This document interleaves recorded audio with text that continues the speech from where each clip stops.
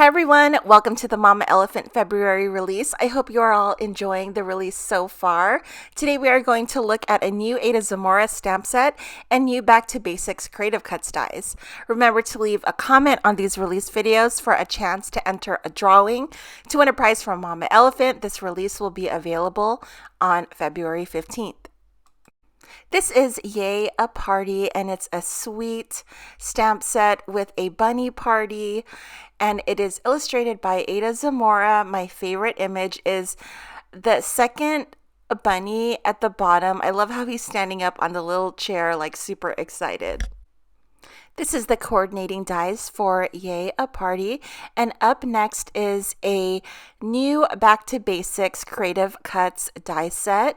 This features a slimline shape, and so there are 12 dies total, and they progressively get smaller, and the 12th die in the middle is, you can use it as a area where you can stamp a sentiment on, or whatever you like. I'll be first coloring in the images from Yay a Party with Copic Markers. So we're going to do some really simple coloring. I'm using R00, R01, and R30. I love R30. And we are just kind of swiping the marker across and leaving the snout area in white. So I'm not really overthinking the coloring. I'm just like adding like dabs of color and leaving some areas of the body white to create a highlight.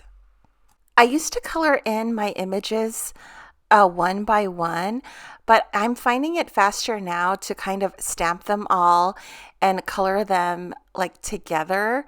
It just makes it easy. You don't have to like open your markers again and again for like a new image.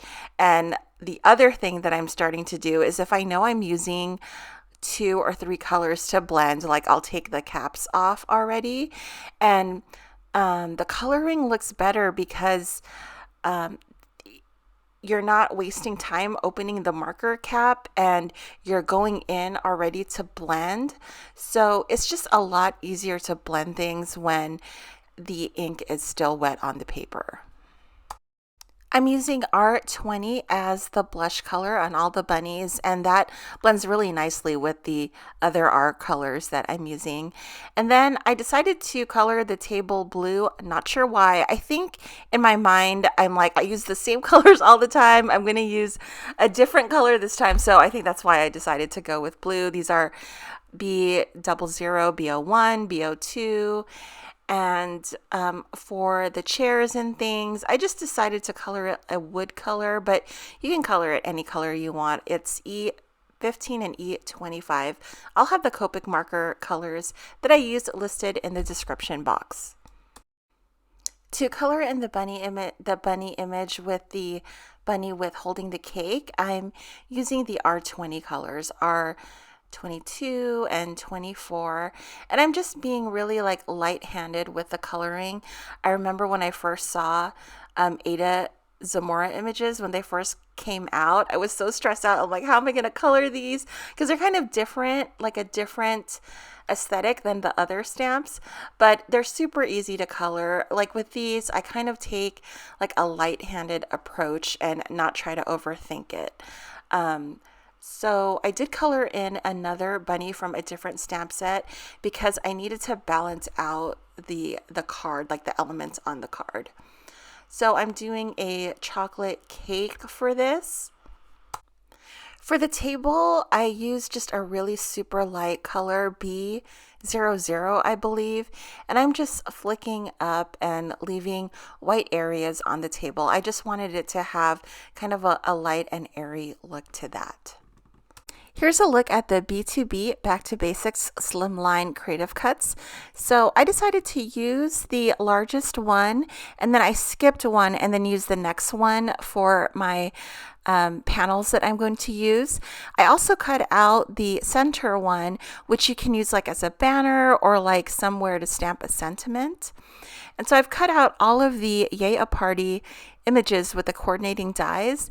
And so that one there that I'm holding is not from the Yay a Party set, it's from the Baked with Love set. And I needed another stamp to balance out the card design.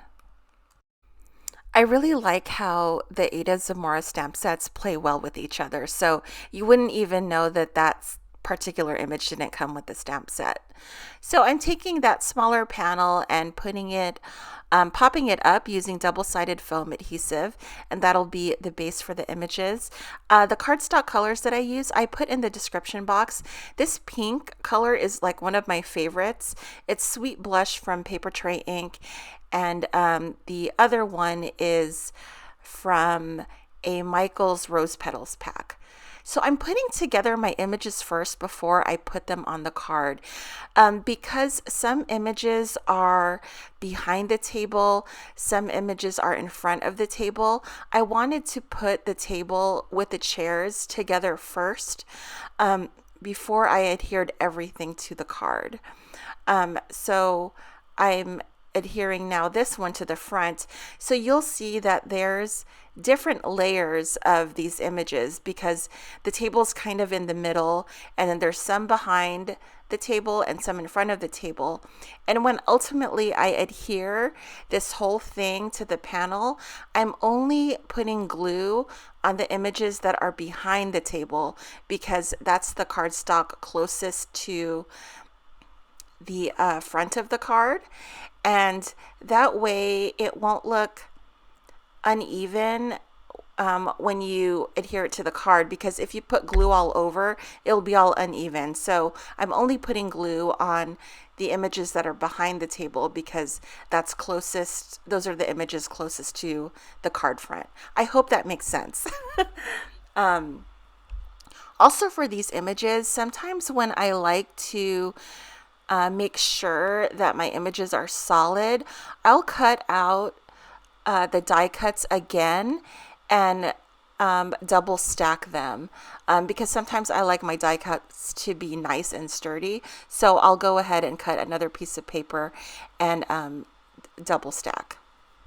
So I'll be stamping out the Yay a Party sentiment on that little banner piece that came with the B2B Slimline Creative Cut set. And then now I'm going to be putting the glue on just the images that are behind the table, and that's how I'll be adhering it to the card. So that worked out well. It's pretty sturdy because everything is double stacked, so it won't look weird at all. I like to use an acrylic block to press my images onto the paper just so it looks even, because sometimes when you use your fingers you mess up the image, or you smudge, or you create a wrinkle or whatever. That's why I like to use a flat surface to press down my images that I use wet glue on. So I'm adding in the bunnies that are holding the goodies for the table. It's such a crazy scene. It's so much going on. I love it. Now I will find a spot to adhere my little sentiment on, and I'm just going to put it at the bottom. I want it to kind of be under the images, just to create also kind of like a focal point. So that's why I decided to put it under that chair. It adds a little bit of dimension also. And then I'm taking that party scene cover. There's some stars that are included in that set, and I wanted to put some stars around the table just to create some magic around the table. Also breaks up the plain cardstock in the back. I cut out the stars using the same cardstock color as the base of the card. With these tiny little pieces, it helps when you have that precision metal tip to put the adhesive on the card. Also, it helps to have a little pickup tool. Sometimes if the piece that I'm gluing if I can pick it up, I'll use my hands because I think using my hands are the best. But if it's super, super tiny, I use this Marvi Uchida jewel picker. And it just has like a little jelly thing at the end that just picks up the little piece that you can just pick it up and plop it on top of the glue. So that is it. I'm calling this card done. I hope you all enjoyed the video. Thank you so much for watching. I hope you all have an awesome day. Stay safe, happy crafting, and I will see you guys tomorrow. Tomorrow we have a fun sentiment set to take a look at.